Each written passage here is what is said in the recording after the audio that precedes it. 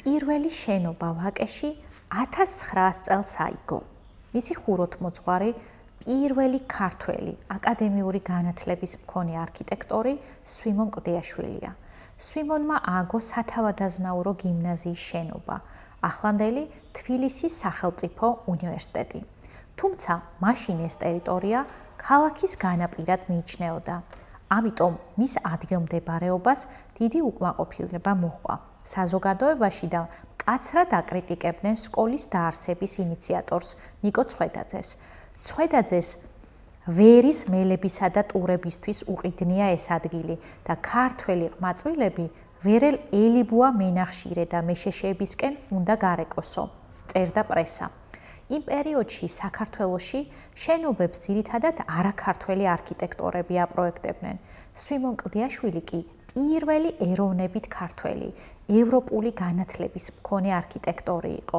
სწორედ ამიტომ მიანდო გამგე კომიტეტმა სათავადაზნაურო გიმნაზიის მშენებლობა ახალგაზრდა არქიტექტორს, რომელსაც რა თქმა უნდა უკვე განთქმული ჰქონდა სახელი თავისი შრომის მოყარეობითა და პასუხისგებლობით, მაგრამ სულ რაღაც 4-5 წლიანი სამუშაო გამოცდილება გააჩნდა.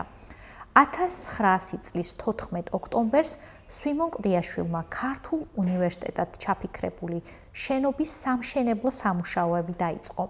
სვიმონმა შენობის დაპროექტებისას თავიდანვე ჩადო უნივერსიტეტის იდეა, ამიტომ დასრულებული სახით გიმნაზიის მასშტაბებს ბევრად აღემატებოდა. სათავადაზნაურო გიმნაზიის აგებას არქიტექტორის შემოქმედებაში, ისე როგორც საქართველოს უახლეს ისტორიაში განსაკუთრებული ადგილი უჭირავს. სათავადაზნაურო გიმნაზიის შენობის აგება დაახლოებით 15 წლის განმავლობაში მიმდინარეობდა.